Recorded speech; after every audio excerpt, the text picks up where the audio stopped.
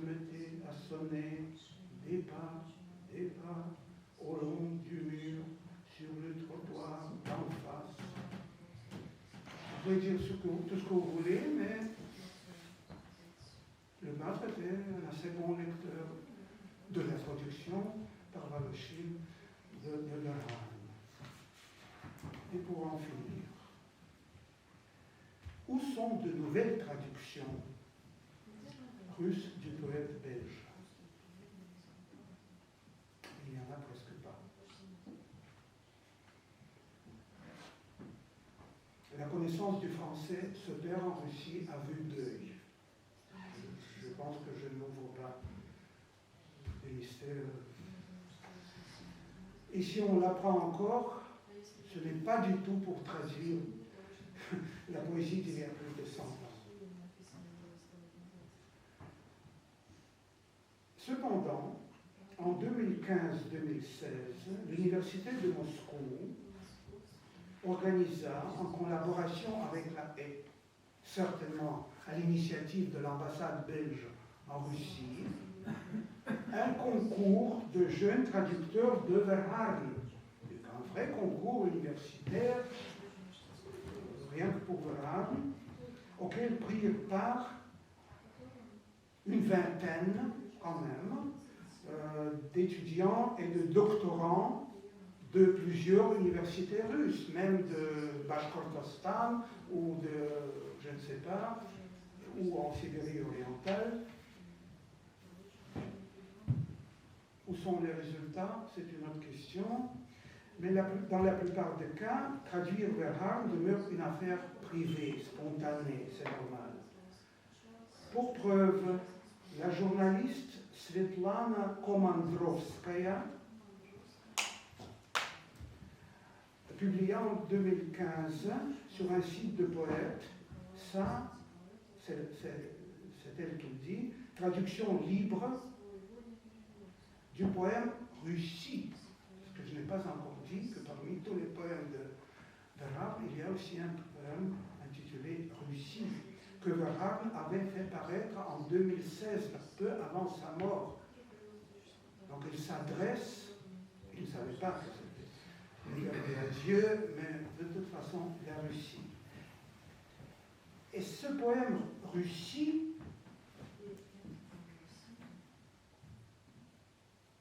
à côté de Vers la mer, est un des peu nombreux poèmes de Verhaeren qu'on lit et relit encore toujours avec un grand enthousiasme. Cette traduction de Komandrovska était aussi loin de l'original que la plupart des traductions, mais débordait surtout d'un mysticisme patriotique russe qu'on ne trouve pas chez Verhaeren. Et la traduction, en fait, peut avoir avec l'original. Mais il y a aussi des commentaires de la traductrice et d'une lectrice admirative sur le même site. Elsie Verhaeren était le premier à hisser le drapeau de la lutte contre la russophobie occidentale.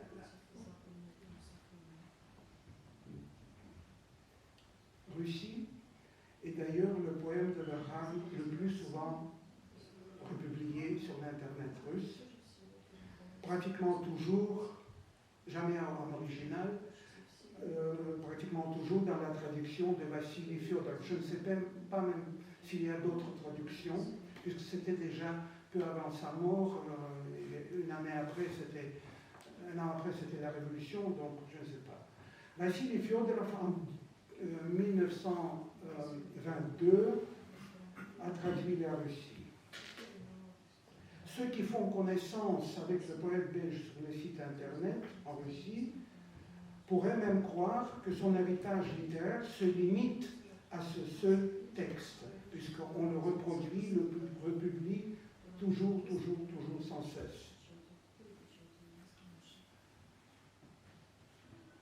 J'ai retrouvé le poème lui-même, et puis j'ai retrouvé sur l'internet cette traduction de Fyodorov. Grande était ma surprise quand il s'est trouvé que Fyodorov n'avait traduit que la première partie de ce long poème qui en compte 4. Jusqu'à aujourd'hui, je me demande pourquoi. Pourquoi en 2000, en 1922, quand on...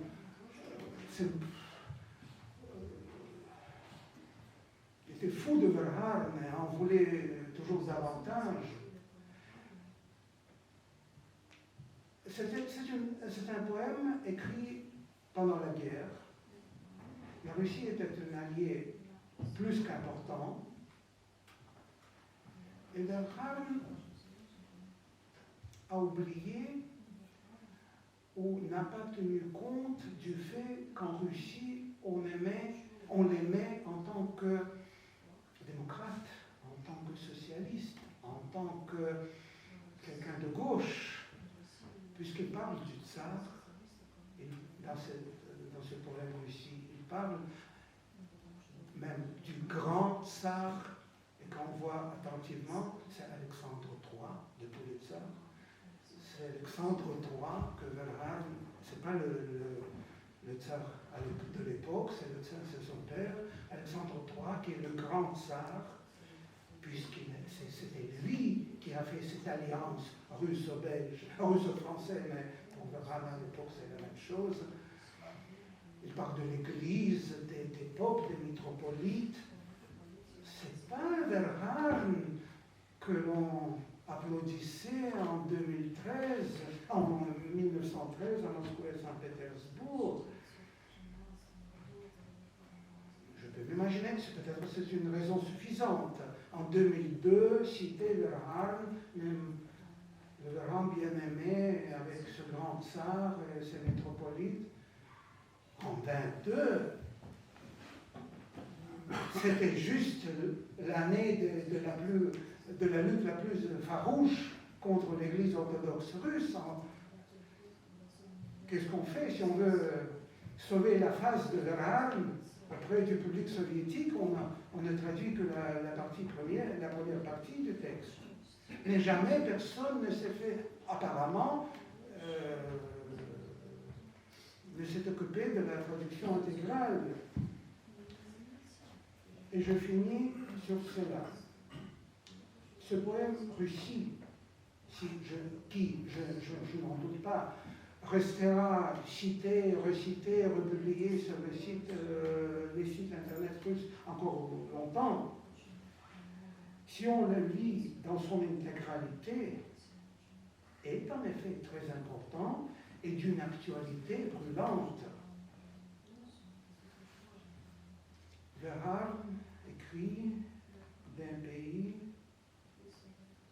la Russie de 1916, qui choisit son destin, qui, peut-être je dirais, peut-être un peu moins respectueusement, qui piétine un peu au carrefour de son histoire, qui ne sait pas encore quel avenir est tout ça. Alors je finis par vous citer quelques lignes.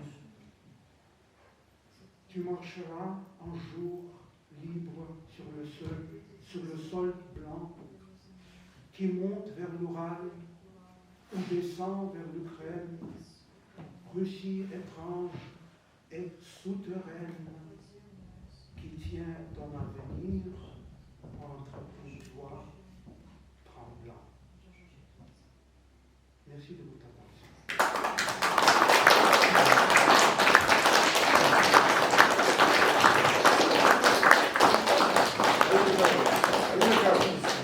Si je peux ajouter quelque chose concernant ce concours de l'introduction des vers de Verhaeren. Et a fortiori, pour tout ce qui venait de l'Occident, commença à s'estomper. Je n'ai pas fait des recherches exhaustives, mais je n'ai pas retrouvé sur l'Internet des publications soviétiques de Verhaeren entre 1936 et 1954, donc juste après la mort de Staline. Je n'exclus pas qu'il y avait des publications dans les recueils de poésie, de ça, mais pas des éditions, on dirait, monographiques. Dans les années 30 et 40, l'intérêt pour le poète belge diminuait à vue d'œil, sans pour autant disparaître. Il n'était pas non grade, non, ça non. Après la mort de Staline, les publications des poèmes de Verhaeren en russe se suivirent de manière régulière, dans le calme, sans acclamation exagérée. On le lisait toujours, mais pour ainsi dire, en privé. Ce n'était plus l'affaire d'État. Sans s'enflammer collectivement et publiquement pour sa poésie. C'était une question de goût, une question de ses préférences privées. Mais quand même, jusqu'à la fin de l'Union soviétique, le Belge y restait un des auteurs européens les plus appréciés et les plus souvent traduits. C'est même étrange. Il est presque à ne pas être traduisible en russe, mais on essayait toujours. Il n'y a rien d'impossible pour les Russes, donc on sait toujours de nouveau de trouver une forme absolue adéquate pour ces vers. La bibliographie des œuvres de et sur Verhaeren, qui est apparue à Moscou peu avant la chute du communisme, énumère 1 millier de traductions russes, il ne s'agit que de publications, et environ 650 textes russes consacrés aux poètes. C'est impressionnant, non? 1 millier de traductions russes. Vers la fin du XXe siècle, Verhaeren continuait à incarner pour l'intelligentsia russe la Belgique. Ce n'était plus le chantre d'un monde nouveau, mais c'était encore toujours le chantre de la Belgique. C'est un peu loin, c'est un peu plus modeste, mais quand même. Quand on disait Verhaeren, on disait Belgique, et vice-versa. Quand un ressortissant soviétique avait l'occasion, beaucoup trop rare à l'époque, de visiter ce pays, il le voyait, dans la plupart des cas, par les yeux de Verhaeren. C'est aussi très intéressant. Puisqu'il s'agit, c'est mon hypothèse, puisqu'il s'agit d'un pays assez méconnu en Russie, puisqu'il s'agit d'un petit pays, et les Russes traditionnellement ont surtout de l'intérêt pour des choses grandes et imposantes, c'était plus facile de voir la réalité par les yeux d'un grand poète qu'on connaissait, dont on avait senti encore de ses grands-parents. Vous comprenez? Donc on continuait à lire et à citer Verhaeren quand il s'agissait de la Belgique.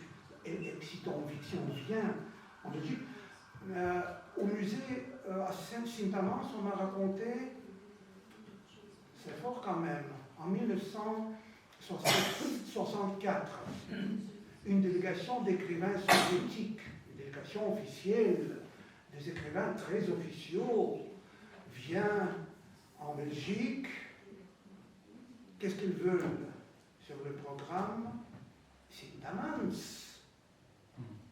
Puisque là, Verhaeren et son épouse sont enterrés. C'est une tradition, chez nous plus que chez vous, de nous prosterner devant la tombe d'un grand homme.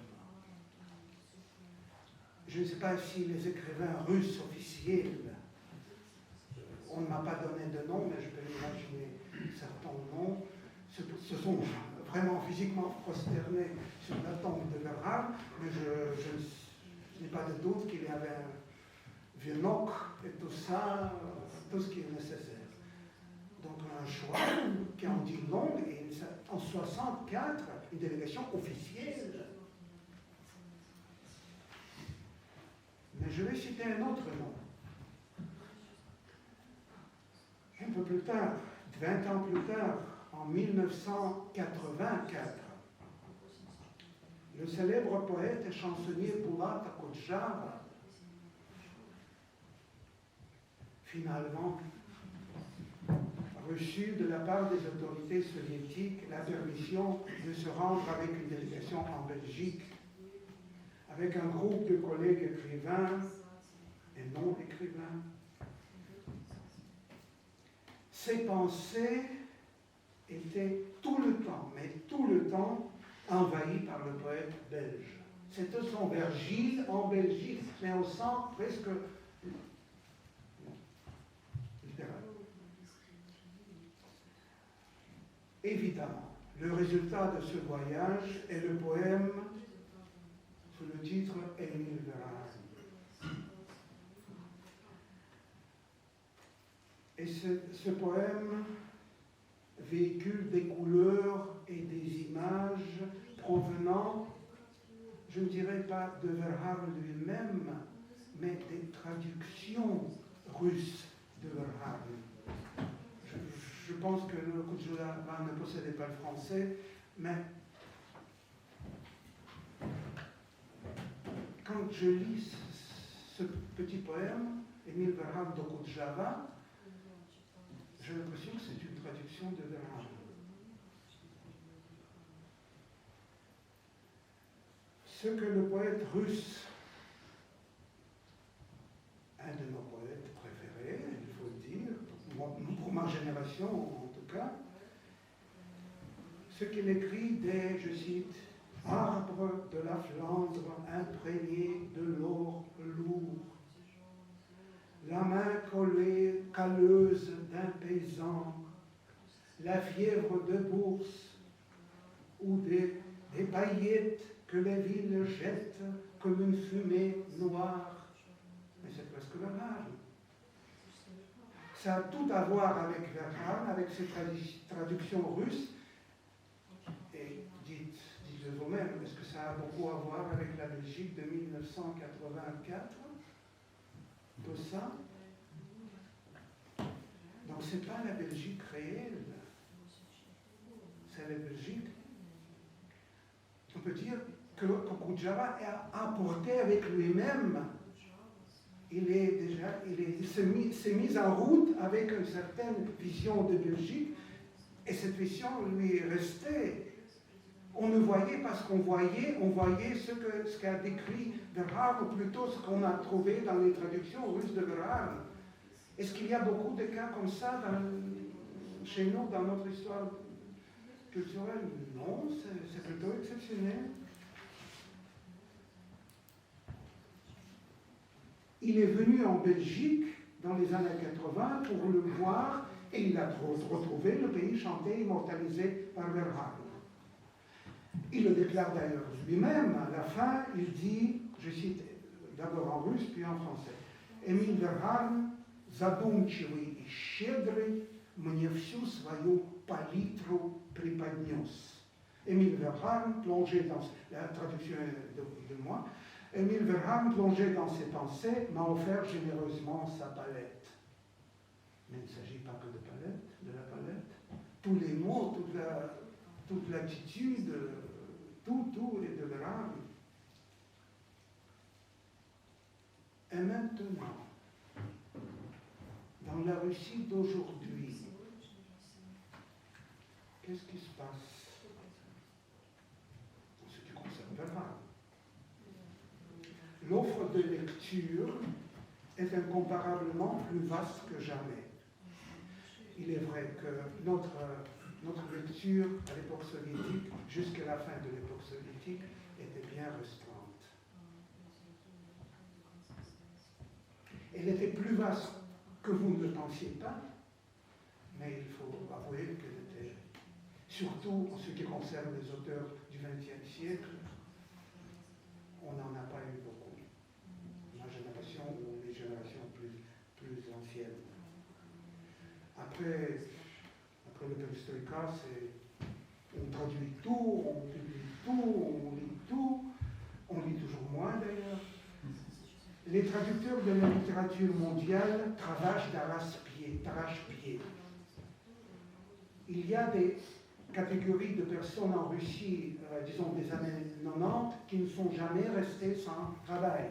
C'était les traducteurs de la littérature occidentale, surtout les noms connus qu'on verra. Mais les auteurs européens classiques se voient inévitablement évincés par des écrivains contemporains. C'est normal, c'est logique. Plus à la mode, et comme partout dans le monde, on lit de moins en moins, et certainement moins de poésie. Que reste-t-il donc de notre amour traditionnel pour Verhaeren, un amour qui dure depuis déjà plus de 100 ans? Mes recherches sur les sites internet russes depuis des années montrent que le poète belge est loin d'être délaissé et oublié par le grand public, même si l'enthousiasme manifeste, collectif, pour quelqu'un à qui le prolétariat aurait érigé des monuments, non, ça non, mais ça et là, on trouve sur Internet une sorte d'hommage même officiel au grand homme et russophile. Ce n'est pas tellement le poète Verhaeren, mais le russophile Verhaeren qui reste, dont on a besoin. Ainsi, le site officiel informatif de la mairie de Moscou, dans la rubrique Personnalité intéressante à Moscou, rapporte quelques détails sur le séjour de Verhaeren dans la capitale de la Fédération de Russie. On n'a pas oublié que Verhaeren lui-même avait visité Moscou. Il est impossible de citer tous les sites internet russes qui reprennent d'anciennes traductions de ses poèmes par Brusov, Blok, Voloshin, Georges Tchourkov, Georgi Tchourkov et d'autres. On ne publie pas autant, mais... Oh, pardon, ça c'est l'époque soviétique encore. Mes compatriotes ont reconnu Bibliothèque Всемирной литературы, la bibliothèque de la littérature mondiale, une série prestigieuse et assez chère à l'époque soviétique, mais très prestigieuse. J'avais le bonheur de découvrir en tant qu'écolier qui s'intéressait pour la littérature en français, Verhaeren, à travers ce recueil et les illustrations, selon moi, appropriées, enthousiastes d'un peintre soviétique assez connu, mais je voulais passer... Voilà, ça par exemple, c'est une des bibliothèques municipales de Moscou, qui a remarqué qu'en 2020, Verhaeren avait 165 ans. Je ne dirais pas que c'est une date aussi impérative, vous comprenez ce que je veux dire, 105, 65, mais on n'oublie pas, on a fait une petite exposition, on n'oublie pas. Et on a même recherché sur l'internet probablement une photo peu traditionnelle, un Verhaeren plutôt jeune. Et voilà les publications de Verhaeren en russe les plus récentes. Donc en 2021, 2022, toujours à Moscou, Donc à part les publications sur Internet, il y a aussi des publications traditionnelles, des livres avec des illustrations, à mon goût, de bon goût. Mais il y a plus, il y a davantage. Sur Internet, on a des forums où quelques amateurs de poésie discutent de certains choix des traducteurs. Mais ces traducteurs sont des traducteurs que je viens de nommer. Ce sont des traducteurs d'il y a 100 ans ou presque. Même si on ne connaît pas le français, on peut donner son avis sur la traduction. Et pour un bon nombre de Russes s'amusent comme ça de discuter la poésie. Pour être très honnête, les données datent d'avant 2022. Mais de toute façon, peu de temps avant, on était encore absorbé par ces discussions sur les anciennes traductions de l'arabe. Pour célébrer en 2015 le 160e anniversaire de la naissance de l'arabe, le journaliste Oleg Fochkin, le nom n'a pas d'importance, a publié sur son site personnel, en tant que journaliste, une biographie très détaillée du, je cite, poète de la Flandre libre. C'est aussi un petit mouvement intéressant. On parle aujourd'hui plus souvent du poète de la Flandre que du poète belge en Russie. Là où Brussow et compagnie parlaient du grand belge, on parle du grand flamand. C'est même intéressant puisque on pourrait dire que dans les esprits russes, la Belgique, c'est déjà... Tiens.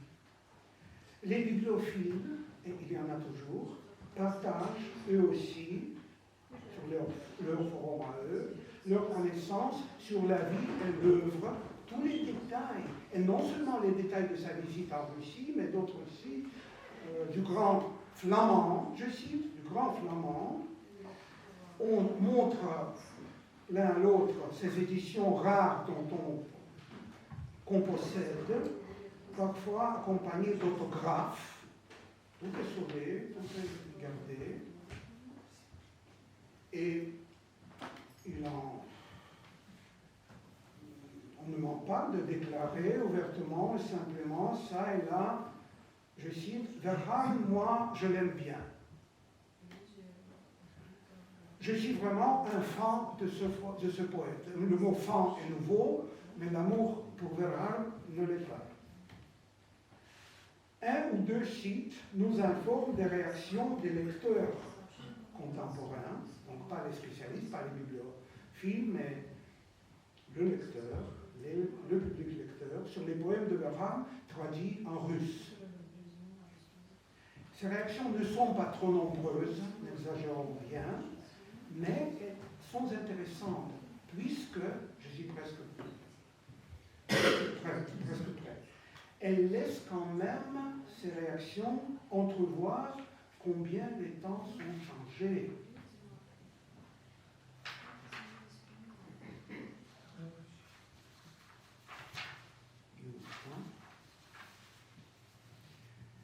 L'esprit rebelle de Verhaeren, ces thèmes sociaux, ces images vous savez, un des titres de Verhaeren, des villes tentaculaires, son optimisme historique ne suscite plus beaucoup d'intérêt dans la Russie actuelle. Et j'aurais pu m'exprimer plus fortement. Personne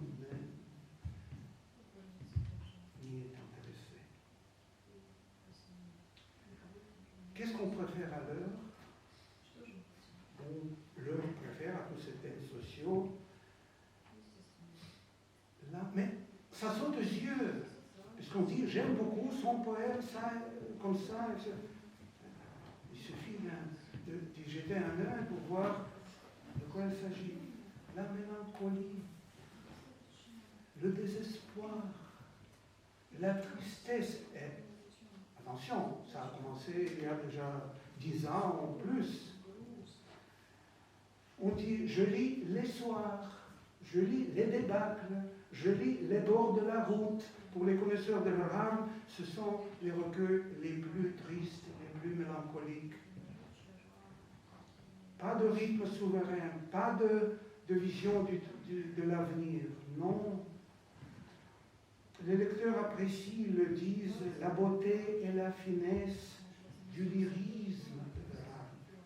Maïakovski l'aimait non pas pour son lyrisme, vous le comprenez bien, mais c'est le lyrisme.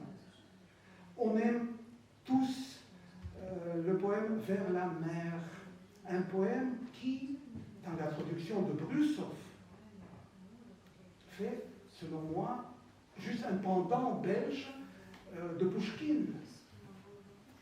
Les compatriotes connaissent de Pouchkine Kmorio, un poème romantique, mais ce n'est pas le Pouchkine. Et justement, ce Kmorio, ce vers la mer, littéralement, vers la mer, qu'on préfère aujourd'hui. On a choisi ça parmi tout l'œuvre du grand belge, hein, du grand flamand. Et Pouchkine, ça reste cher à la russe. Mais le comble, on adore le cycle, parce qu'on traduit en russe Tchassy, donc il y a 3 cycles de poèmes de Bernhard Heure. Les heures, c'est la poésie d'amour. Bernhard il s'adresse à son épouse, à sa fiancée peut-être à cette époque-là. Ce sont de très beaux vers d'amour. Et c'est ce que préfère le public russe actuel et apprécie beaucoup. C'est un aspect de cette œuvre auquel leurs compatriotes, il y a 5 ans, s'intéressaient le moins. Jamais ni Brusov, ni Voloshin, ni quelqu'un d'autre ne s'intéressait à la poésie d'amour de Bernhard. D'autant plus. Les nouveaux médias permettent de diversifier les formes de réception de la poésie. En 2004, après la mort du musicien rock russe Anatole Krupnov, moi je ne le connais pas, mais cela ne veut absolument rien dire, sortit son album posthume avec, entre autres, sa composition Mitch, le glaive, inspirée du poème éponyme de l'arabe. Sur YouTube, on peut, de toute façon on pouvait il y a peu, écouter un certain Ilya Prudovsky, un présentateur de la télévision russe, l'ancien présentateur peut-être, réciter en 2015 le poème Une heure de soir, toujours du même recueil, Les Heures, toujours cette poésie d'amour, Une heure de soir de Bernhard, dans la traduction de l'infatigable Brusov. La déclamation est accompagnée par ailleurs d'un morceau de musique contemporaine bien approprié. Il n'y a pas que les musiciens s'emparaient de Bernhard, s'inspiraient. Le centenaire de sa mort, 2016, fut remémoré à Moscou par une exposition d'art figuratif, au musée littéraire d'État. Une exposition intitulée La poésie dans la peinture, Bernhard. Donc, la poésie dans la peinture, Bernhard Giovanni. Giovanni est le nom d'artiste du peintre russe Ivan Ritov. les poèmes de Verhaeren, traduits par Voloshin, servirent de source d'inspiration, c'est le cadre lui-même qui raconte, pour 9 tableaux. Je peux vous donner des détails, mais je peux vous donner 2 exemples. On reconnaît, par exemple, les gueux de Verhaeren dans le tableau du même nom. Les mendiants, là en haut, se traînent, je cite, les pieds calleux, le sac au dos, fouillant fossé, fouillant fumier, fouillant enclos.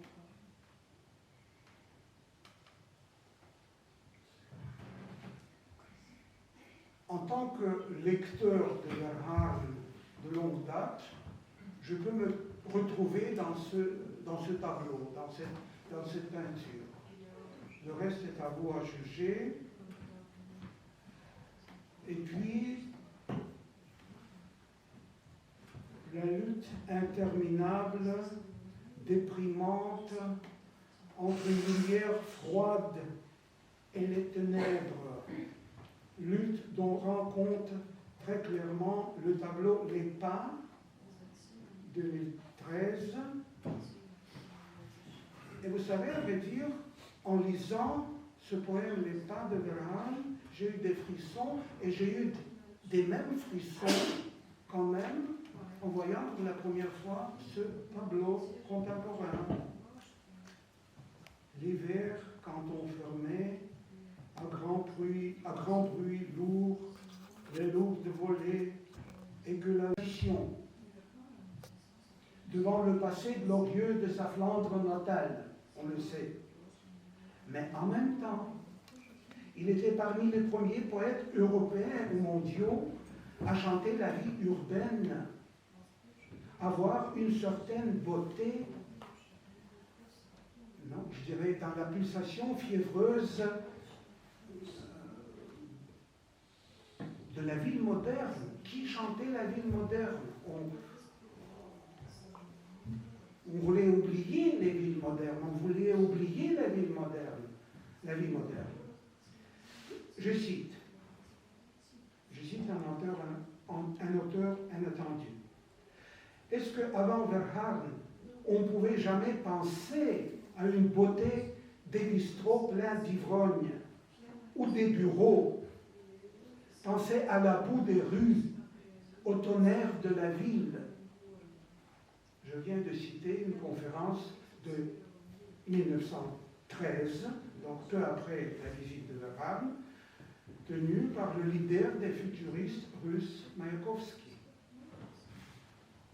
Donc Verhaeren a ouvert la ville aussi bien aux Belges qu'aux Russes. Mais il y avait d'autres choses aussi. C'était surtout le rebelle d'inspiration démocratique et même socialiste. À vrai dire, plutôt anarchiste, mais pour les Russes, toute rébellion était socialiste à l'époque. Le chantre d'un monde nouveau que glorifiait le public russe. C'est intéressant. Ce public n'était pas composé de révolutionnaires, pas du tout. Les révolutionnaires, en 1913, étaient dans les prisons. Mais les pensées étaient un peu inclins à gauche. On était dans l'opposition. On saluait tout ce qui était non-conformiste. On porte le costume de gala, mais le mot socialisme,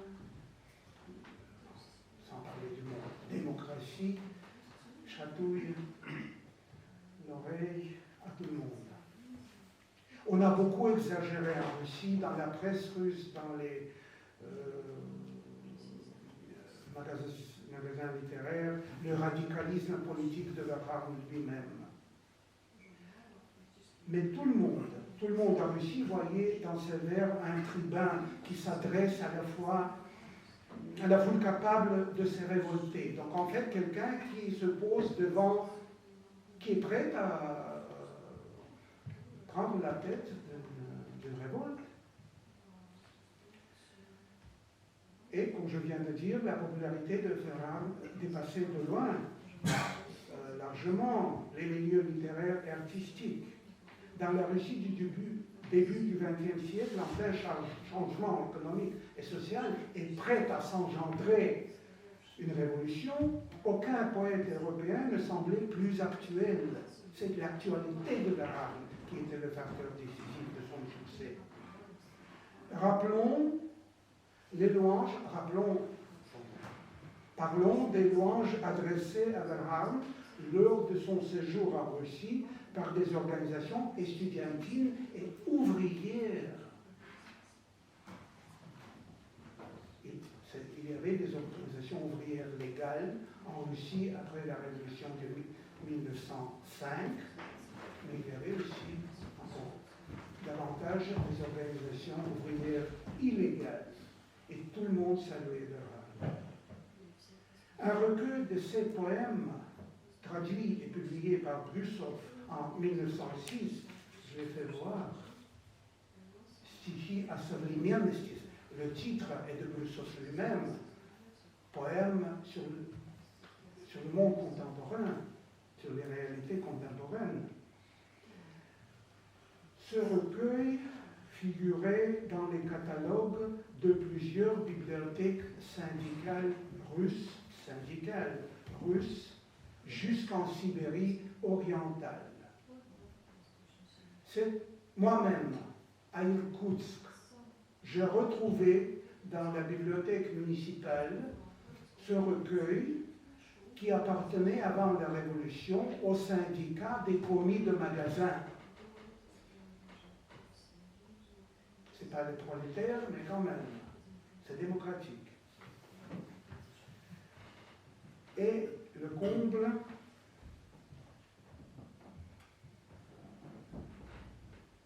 l'épouse de Lénine.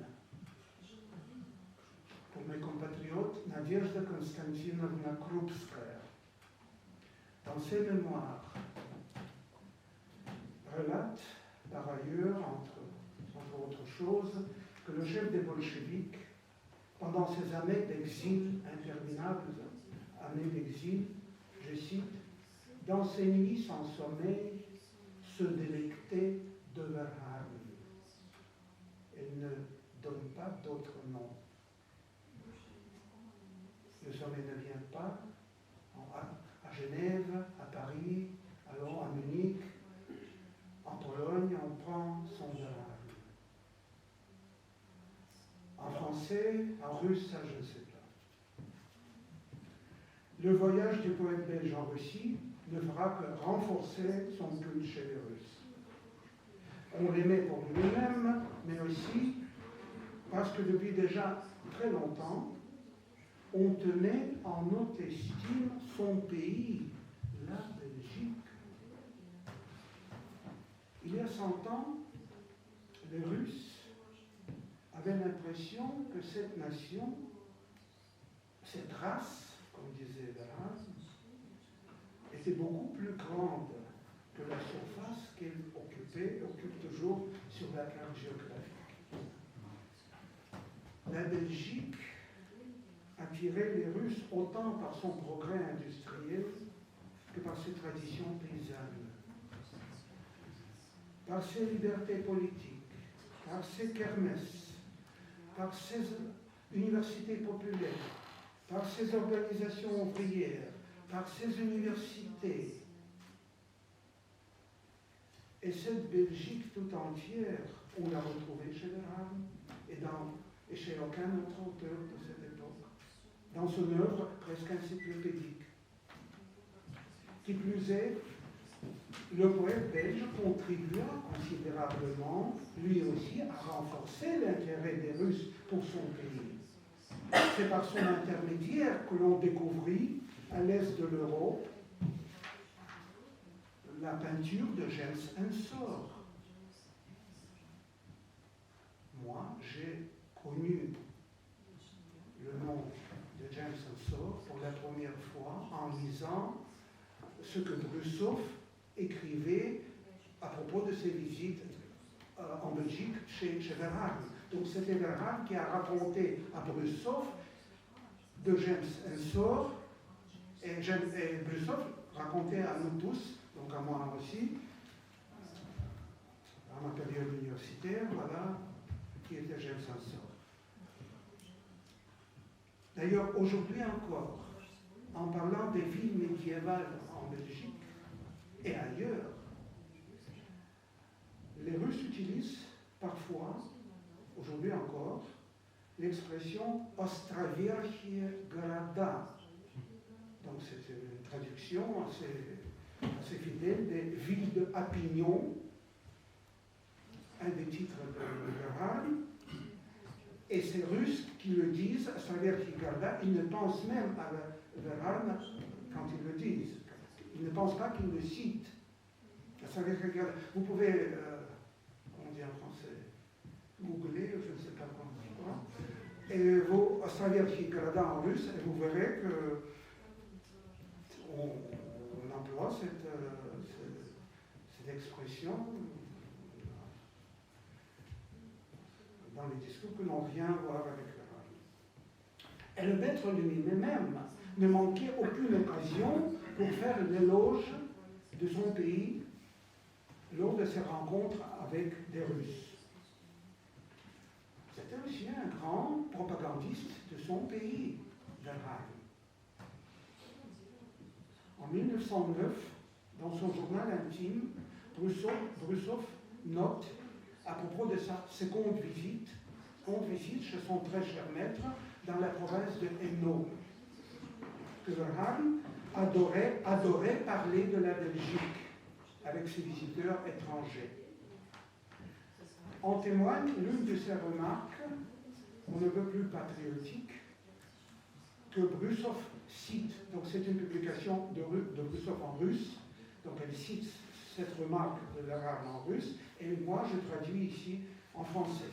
Nous, les Belges, nous sommes une race de gros durs. Brussow traduit cela par une race crépouchée. Quel beau mot! Crépouchée, une race de gros durs, une race saine à laquelle appartient l'avenir. Nous sommes un mélange des peuples, un peuple nouveau qui est en train de se créer. Pourquoi suis-je si mélancolique en citant ces rêves d'il y a 100 ans? Avec l'éclatement de la Grande Guerre, l'attitude russe vis-à-vis des Belges, dans la presse russe de l'époque, on les nommait communément le peuple de Verhaeren. Donc cette attitude est devenue vraiment sentimentale. J'en ai déjà parlé il y a un mois, quand on parlait de la Première Guerre mondiale et les répercussions que les souffrances des Belges ont. Bien évidemment, la littérature de guerre de Verhaeren, donc ces derniers recueils, La Belgique sanglante et Les ailes rouges de la guerre, fut immédiatement traduite. Ce qui permit de la propager dans tous les coins de la Russie. Même si certains lecteurs exigeants, comme Voloshin ou le jeune Ilya Ehrenburg, un grand francophile, il faut le dire, appréciaient bien moins ce nouveau Verhaeren, trop pathétique. Ils préféraient ses œuvres d'avant la guerre. Même si les futuristes se sont un peu détournés de, je cite, Verhaeren militariste. Vous comprenez? Exilé, réfugié en Angleterre, à son âge, souffrant de toutes les exactions et viol en fait, de la Belgique, de son cœur par les Allemands. Il voulait que la guerre continue, que la guerre finisse par la victoire des Alliés, des Belges, etc. Mais l'intelligentsia russe, à partir de quelques mois après le début de la guerre, n'était pas aussi militariste que ça. Donc on était un peu choqués de ces visions de vengeance, de revanche. On en parle, mais c'était une minorité. C'était une minorité, il ne s'agissait que de l'œuvre, les dernières œuvres de Verhaeren. Le grand public russe ne resta pas indifférent, à raison, à la douleur du peuple belge qui sonnait dans les vers de Verhaeren, à qui les Allemands avaient pris sa patrie comme une fille à son père. C'est le sentiment que j'ai quand je lis ces vers de l'époque de la guerre. Il pleure sa fille, il pleure une jeune fille pure, souillée, vous comprenez, par l'agresseur. L'amour pour le poète et l'affection pour son peuple martyr en Russie se renforçaient mutuellement. Et puis en 1916, à Rouen, on le sait, en Rouen, où on est venu pour tenir une conférence, se réfugier belge en Angleterre, à côté du sculpteur Georges Mine, à côté du peintre Van de Velde, à côté de Poirot, pour ainsi dire. Donc à Rouen, en novembre 1916, dans le brouillard d'un soir de novembre, le vieux poète attend son train sur un quai de gare, et là, à un certain moment, il est poussé accidentellement par la foule nombreuse sous les roues d'un autre train qui était en train de partir. C'était la fin de la affreuse.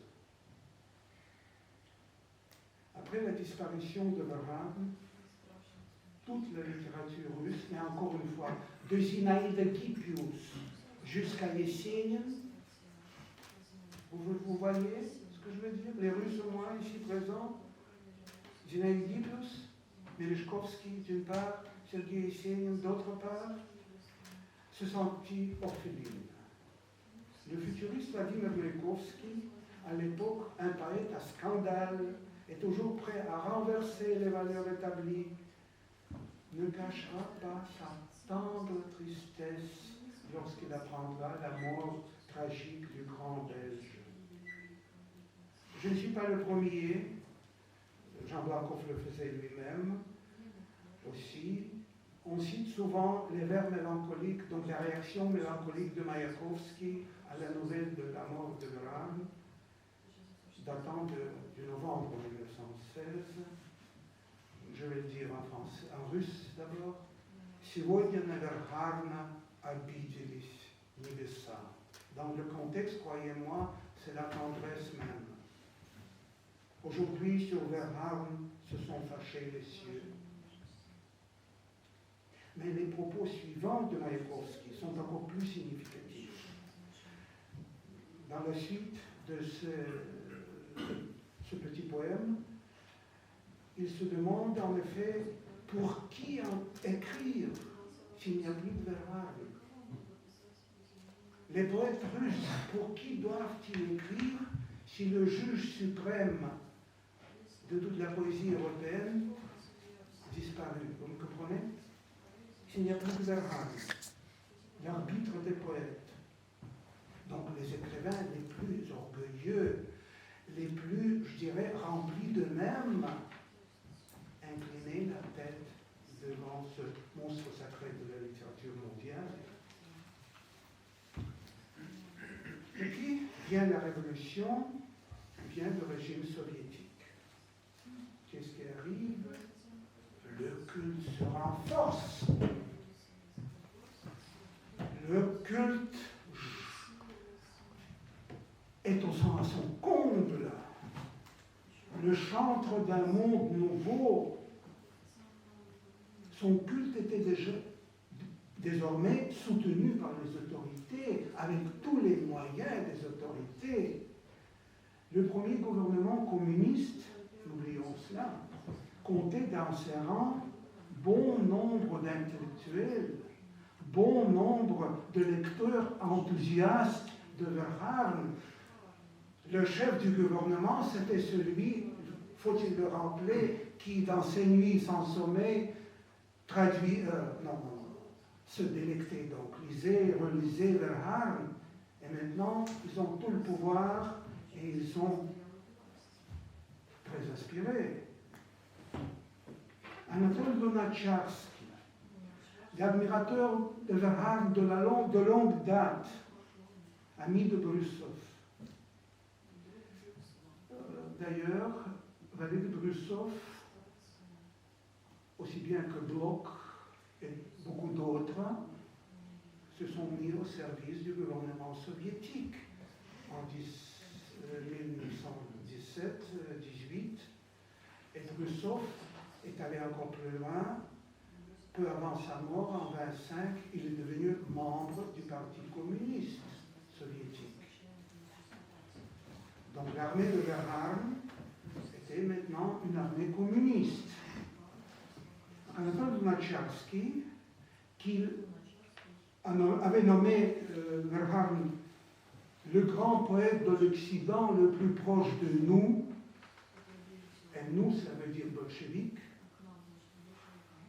présidait entre 1917 et 1929 en sa qualité de commissaire du peuple, Narodny Commissar, à l'instruction, au dessein de la culture russe. En 1919, au plus chaud de la guerre civile entre les bolcheviks et leurs adversaires, quand il y a de la faim, du froid, je ne sais quoi encore, et du terreur rouge, une brochure sur Verhaeren vit le jour à Moscou dans une série de publications.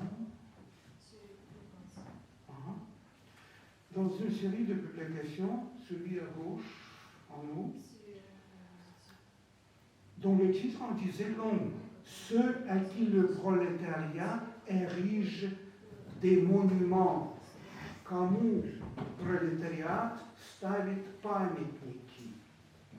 Donc c'était une série où il y avait, je ne sais pas, Eugène Pottier pour la France, plusieurs poètes radicaux de gauche, et Verhaeren, étonné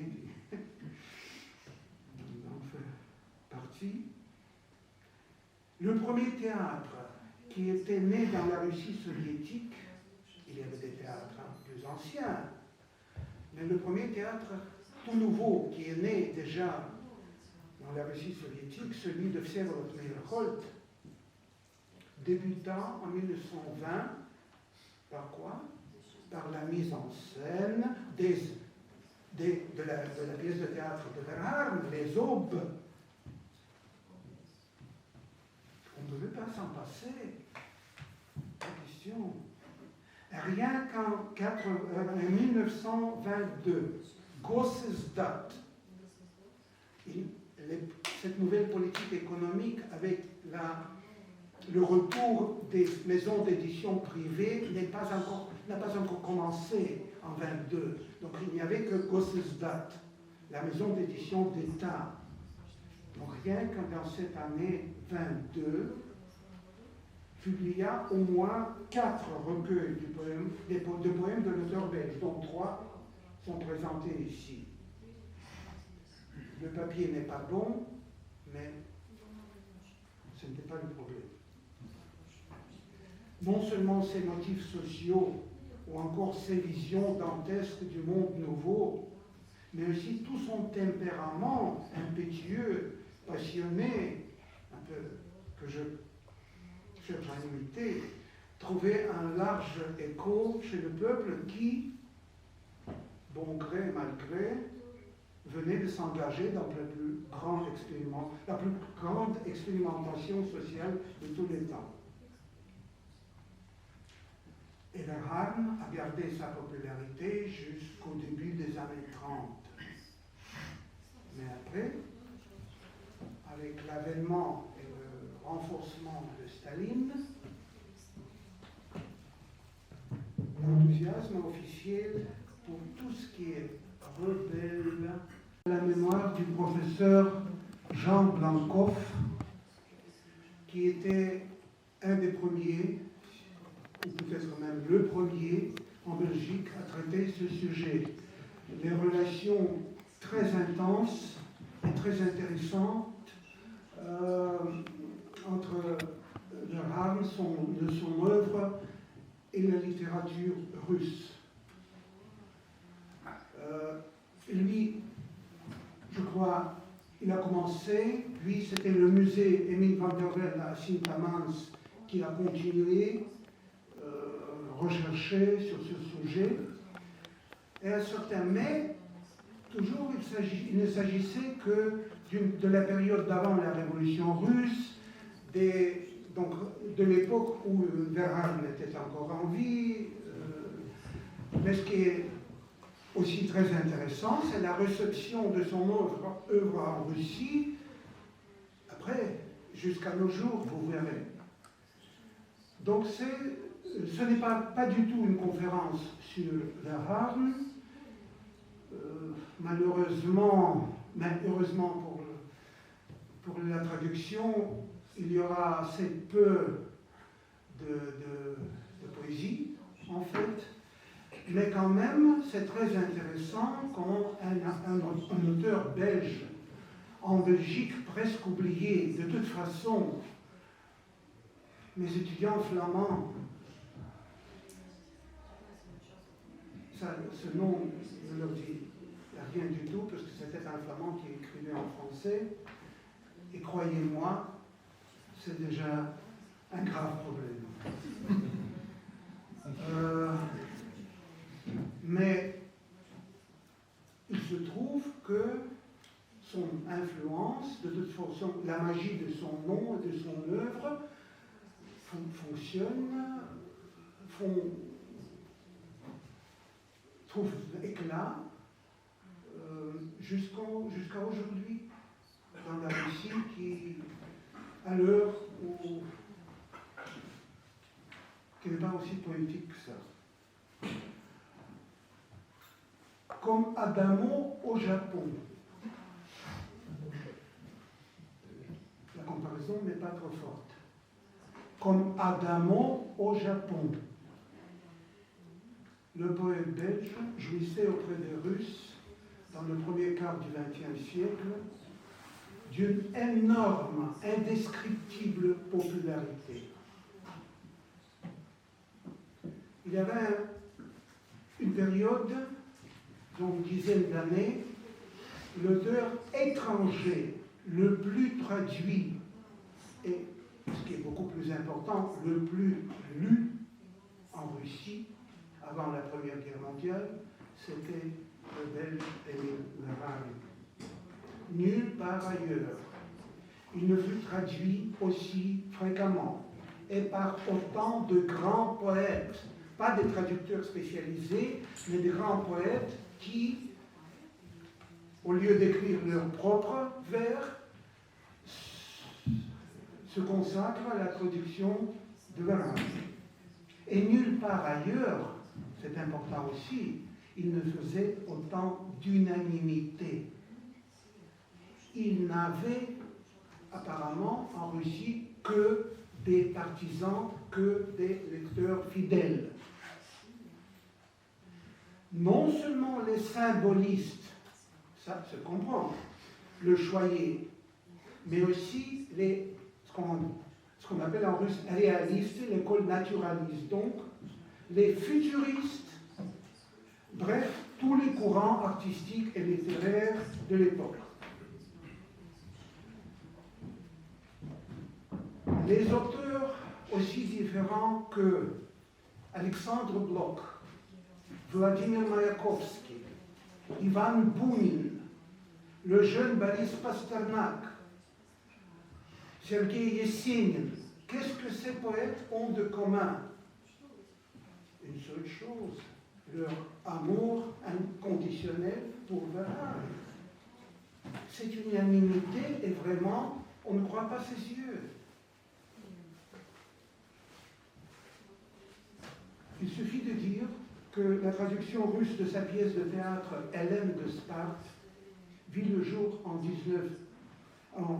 1909, 3 ans avant que cette œuvre n'ait paru en français. Assez exceptionnel, non?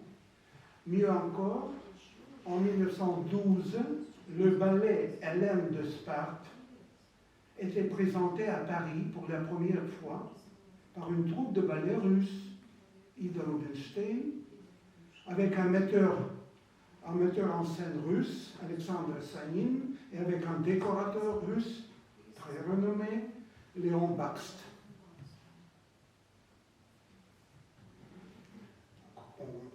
On est inclin de dire que c'était les Russes qui ont relancé, qui ont réappris aux Occidentaux d'apprécier et de lire Verhaeren.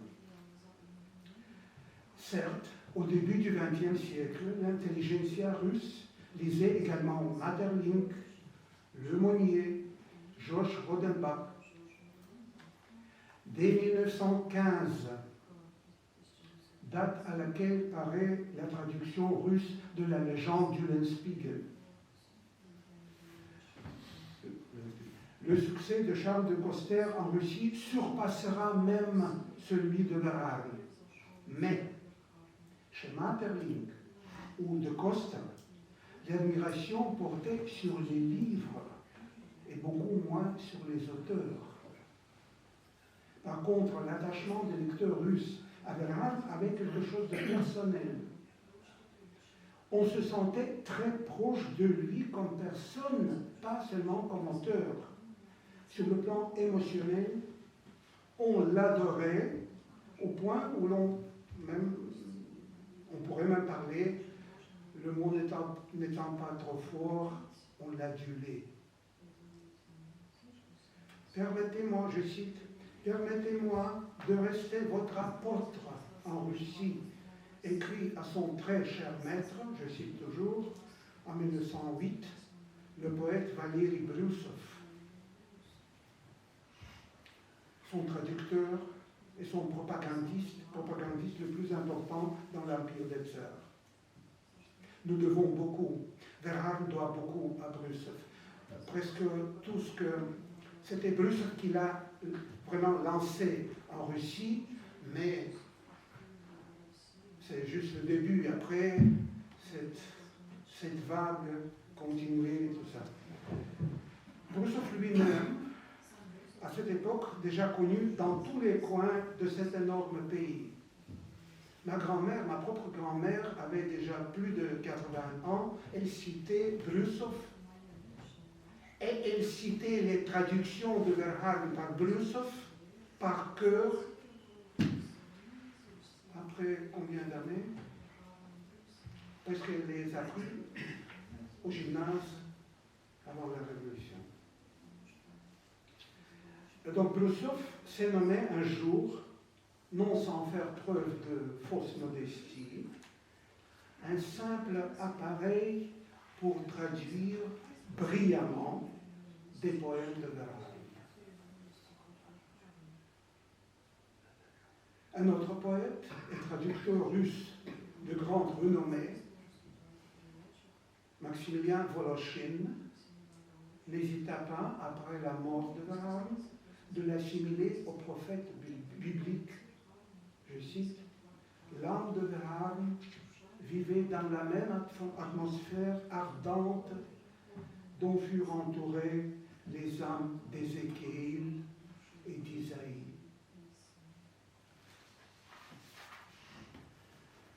Pour autre preuve de ce succès étonnant, il suffit de rappeler le voyage triomphal de Verhaeren en novembre-décembre 1913 en Russie.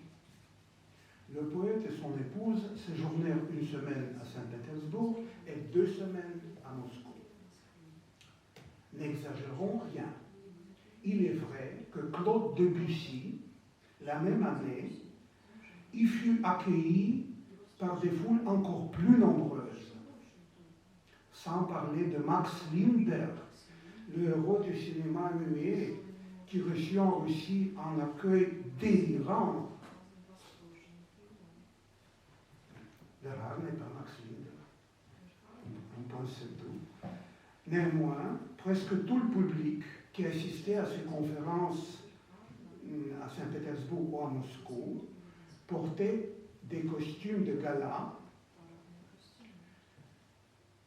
D'ailleurs, voilà. On compte 180 messages de salutation qui sont gardés au musée Verhaeren à Sint-Amans en Flandre. 180. Donc 180 organisations artistiques, littéraires, mais aussi estudiantines et même ouvrières y ont pensé et présenté leur message de salutation. Cette histoire de grand amour entre le poète et le peintre russe Leonid Pasternak, le père de Boris, on peut la lire, cette histoire, dans les mémoires de Pasternak lui-même, écrit mais pas publié à l'époque en 1956, donc vers la fin de sa vie. Je n'ai pas le texte sous la main, mais il est dit que pour travailler calmement,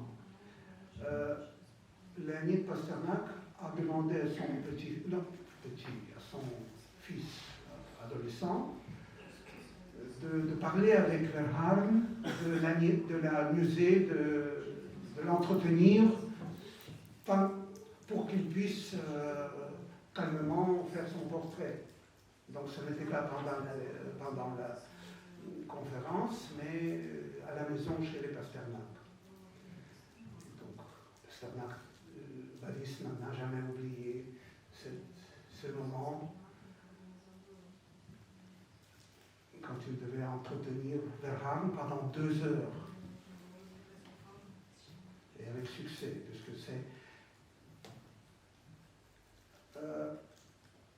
ce n'est que mon opinion subjective, mais selon moi, c'est le meilleur portrait de Verhaeren jamais existé. Nous le devons au père Pasternak et au fils. Donc, on portait des costumes de gala et plusieurs récits de mémoire rapportent des souvenirs d'un banquet que l'on avait offert dans la capitale russe, donc à Saint-Pétersbourg, au, je cite, plus grand des Belges, le plus grand des Belges. Des centaines de personnes sont venues, mais il y avait aussi des absents. Un des absents était Alexandre Blok. Dans son carnet intime, dans son journal intime, il a expliqué pour lui-même pourquoi n'est-il pas venu à ce banquet où était tout Saint-Pétersbourg. Vraiment, à commencer par les représentants de la cour, même si la visite a commencé et continué, même de façon très prononcée, comme inofficielle. Verhaeren n'a jamais rencontré en Russie quelqu'un des autorités ou des cercles officiels. Non, ce n'est pas son intention, mais c'est en passé. Blok a écrit dans son journal intime, je l'ai lu il y a 30 ans ou plus, j'aimerais tant voir Verhaeren se banquer, peut-être une petite causerie avec lui, mais je parle si mal français. On a toujours pensé que tout le monde qui vivait en Russie avant 1917 parlait couramment toutes les langues, mais il y a des nuances quand même. Donc Bloch se sentait freiné parce qu'il était germanophile, il faut le dire. Mais si le jeune Pasternak connaissait assez le français pour entretenir l'arabe pendant 2 heures, je pense que le français de Bloch n'était si mauvais que ça. Émile Bernhard il fut comblé d'ovations, d'éloges et de cadeaux personnels. Un groupe de personnes devait porter ces cadeaux à son hôtel parce que c'était trop. Même ceux qui ne connaissaient pas assez bien le français, comme Bloch, pour comprendre ses propos pendant des conférences, étaient charmés par la personnalité du poète. Donc c'est personnel, il ne s'agit pas que des livres et des poèmes. La personnalité des poètes, son sourire, sa chaleur humaine, son démocratisme, ça je ne sais pas ce qu'on voulait dire, quand on vient en costume de gala, son démocratisme et son vif et sincère intérêt pour la culture russe. Il faut dire que je ne crois pas que Max Linder ou même Debussy manifestaient beaucoup d'intérêt pour la culture russe, mais c'est ce que Bernhard, avec toute sincérité, en effet, manifestait à chaque occasion. Brusov était l'organisateur principal, c'est normal, de ce voyage, et il témoigna ensuite de l'insatiable curiosité de Bernhard au cours de son séjour en Russie, à des théâtres, entre autres Художественный théâtre, le théâtre d'art, qu'on connaît trop bien, les musées, églises et monastères. N'oublions pas que Bernhard n'était pas croyant, il s'en fichait des cultes, mais il ne s'agissait pas des cultes, il s'agissait de l'art, il s'agissait de la spiritualité. Il voulait, en tant que lecteur assidu de Gorky, Maxime Gorky, il voulait aussi, coûte que coûte, connaître la vie des ouvriers. Ainsi visita-t-il à Moscou des quartiers populaires et même un asile de nuit. Pour les moscovites entre nous, Chytrovka, je suppose. Là où Gorky lui-même puisait son inspiration. Inutile de dire que tous les frais de voyage du couple, puisqu'il est venu, moi, je l'ai dit, avec son épouse, étaient à la charge de ses hôtes, qui, dès 1912, avaient créé un fonds pour le financer. Inutile de dire qu'un résumé de toutes les conférences de Bernhard fut soumis préalablement aux autorités officielles. Puisque la censure existait bien en Russie, et même la censure préalable. Dans la presse russe, qui rendait compte de cette visite inoubliable, il y avait aussi des critiques. Mais jamais elles ne concernaient le conférencier lui-même. Elle concernait principalement le comportement exagéré d'une partie du public russe, toujours prêt à se prosterner devant une célébrité occidentale. Il est vrai que on reprochait un peu à Bernhard lui-même, dans le pire des cas, sa naïveté. Ce qui concerne la Russe. Son incapacité en tant qu'étranger, les étrangers sont toujours incapables, d'établir une distinction entre les admirateurs compétents de l'œuvre de Verhaeren et ceux qui tout simplement suivaient la mode. Vous savez combien des Russes, ou des personnes de l'intelligentsia russe, peuvent être sévères envers leurs semblables. Donc ceux qui ont écrit ça se trouvaient capables d'apprécier la poésie de Verhaeren et tous les autres, ils ne suivaient que la mode. En outre, certains se déclarèrent vexés par le compliment, que le visiteur belge avait fait à ses hôtes. Un compliment bien intentionné, sans doute, mais un peu maladroit. Je cite ce compliment. Je salue la race russe en train de devenir une grande nation. Pour les Russes, en effet, leur patrie était déjà une grande nation depuis bien longtemps. Cependant, ces voix critiques d'une minorité négligeable demeuraient presque inaudibles dans le chor puissant des éloges, car Verhaeren était beaucoup plus que ses naïvetés proférées au cours de ses conférences. Pourquoi aimait-on Verhaeren? En premier lieu, on admirait le poète. On s'enthousiasmait pour sa force créatrice. Et il est vrai. Il ne faut pas étudier l'œuvre de Verhaeren plusieurs années pour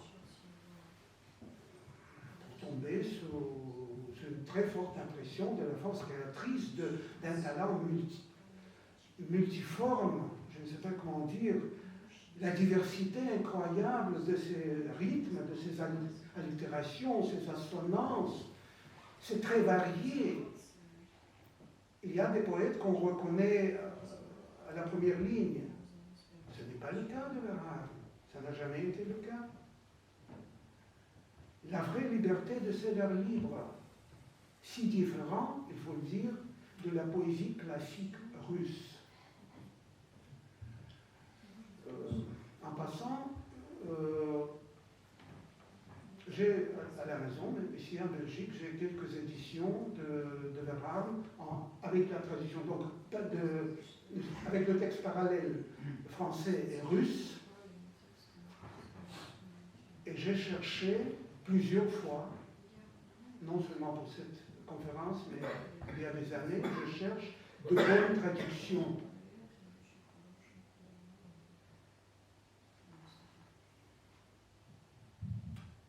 Il faut dire que la Russie a toutes les raisons d'être fière de son école et de sa tradition des traducteurs.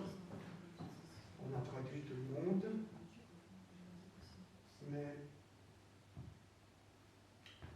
surtout sur le point,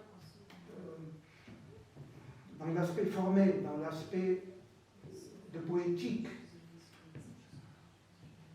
je ne trouve pas, de toute façon, je ne trouve pas facilement de bonnes traductions, aussi parce que c'est un peu difficile pour la langue russe. C'est une énergie, ce sont des paroles courtes qui tombent comme ça. Notre langue, et surtout notre langue poétique traditionnelle, est longue, poétique. C'est le cas de Verhaeren. N'oublions non plus qu'entre Pouchkine et Alexandre Blok, la poésie russe, en ce qui concerne le rythme, le côté littéraire, n'a pas beaucoup changé. C'est juste après, c'est vers la Première Guerre mondiale que la littérature russe est plein d'innovateurs qui rendent tout possible. Puisque, à l'époque soviétique, je vais en parler, mais je le dis tout de suite, on a vite retombé dans cette classicité et on continue à y rester. Même les traductions, ces traductions peu nombreuses actuelles de Verhaeren souffrent du même défaut. Ils sont trop longues, ils sont trop... Pas de cadence comme ça. Non, je ne sais pas, je ne suis pas philologue, je suis historien. Revenons à l'histoire. Mais plus important qu'une immense variété de moyens purement littéraires, poétiques de Verhaeren, c'était une immense variété de ces thèmes qui éblouissaient le lecteur russe de l'époque. Pour tous les goûts, Verhaeren s'attendrait